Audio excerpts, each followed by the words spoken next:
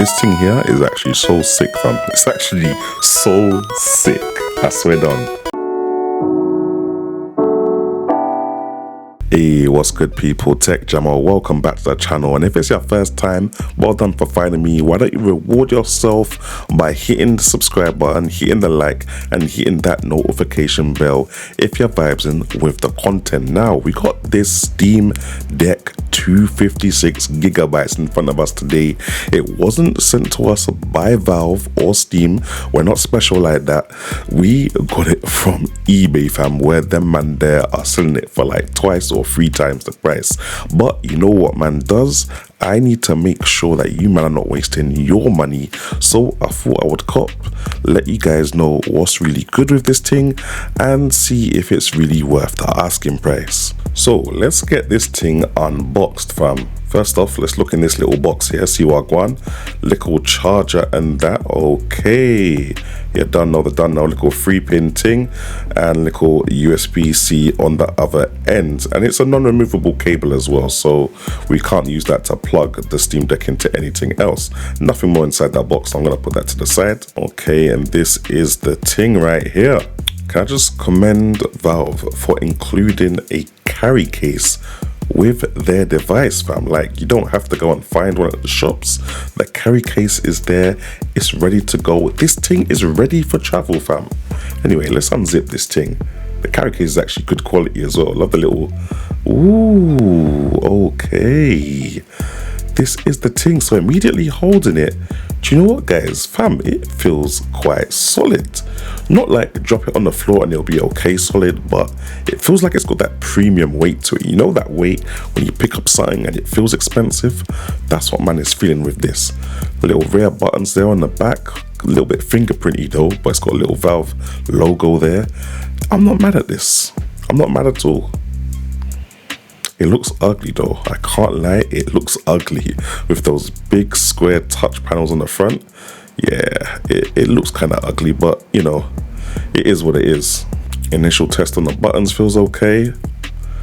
Yeah, okay. Alright, so on the top we've got volume up and volume down. We've got a 3.5mm headphone jack.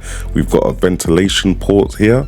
We've got a USB-C port, and we've got a little light for the power on indicator as well as the power button. Obviously we've got the shoulder buttons here too.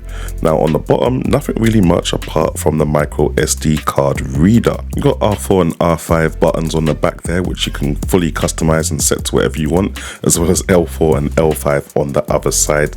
And you've got another ventilation shaft here, which you do not cover when you're holding the device. Anyway, let me go download my games and I'll be right back.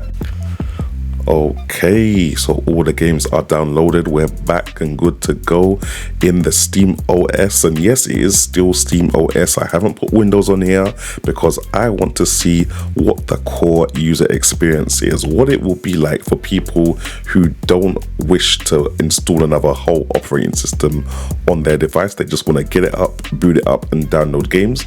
This is what it's going to be like for you guys. Now, if you press this little Steam button in the bottom left right here,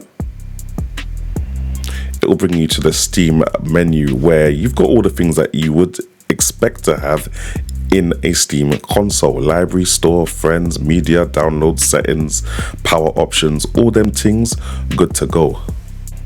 Now for me, one of the key selling points for this thing is that PC gamers usually have a hell of a lot of games in their Steam library, and what's even better is that on Steam Deck it tells you which of those games are already verified to work well with Steam Deck, and any games that work well but are not verified yet, it lets you know with a little icon in the bottom right of the game cover.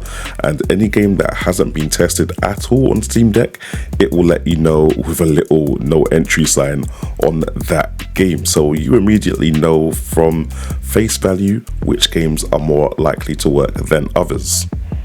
Now in the bottom right, you've got another little quick options button, and this is kind of like the quick options button on the Nintendo Switch.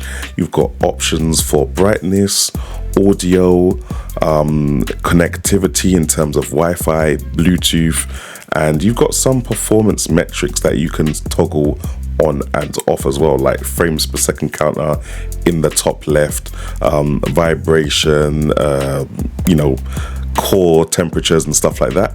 All of that stuff is good to go, and it's in the quick options menu.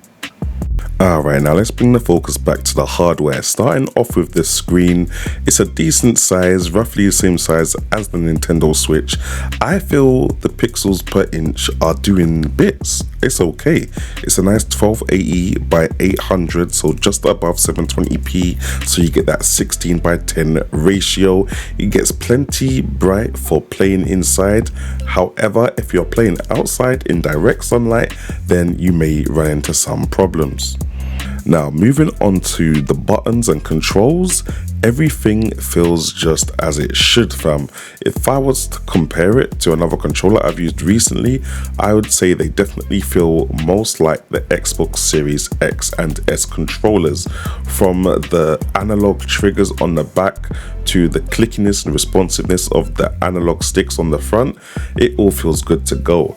I'm not too sure of the spacing. It feels kind of like a Nintendo Wii U, which just kind of feels too wide. And these touch panels on the front, the square ones underneath the analogs, they feel even weirder. I'm not a fan of those at all, but maybe I'll like them in an upcoming game. Apart from that, I'm not mad at any of the controls at all. Now, moving on to audio, the speakers on the system are actually quite decent. I wasn't really expecting a lot because nobody really talked about the audio on the Stream Deck, but it's actually quite good. And the same goes for plugging in a headset, whether you're doing that by the 3.5mm port or over Bluetooth. Everything sounds loud, it sounds punchy, it's full range. Yeah, I'm not mad. It's definitely louder than my smartphone, which is quite good.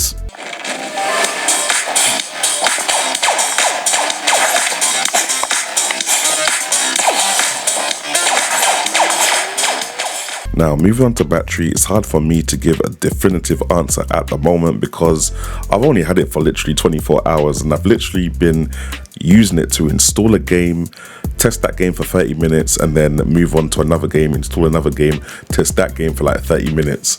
And doing that for about 8 games, it's moved me from 85% to 15%, which I'm not too sure if that's good or bad considering I haven't really been playing it that much.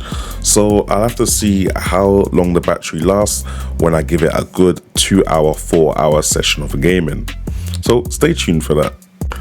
Last but not least, performance. How well does the Steam Deck play games? And you can hear I'm smiling because it does very well at most games. Any indie game, any 2D game, any game that's not that graphically intensive, the Steam Deck will slap out the frames per second. You'll get your 60 frames, you're good to go. You can even get your high quality settings. But for 3D games, your Assassin's Creeds, lots of NPCs in the background, lots of stuff going on in the levels, yeah, you're gonna have to put some of those settings down until those games are better developed to run on the Steam Deck, to run on Linux.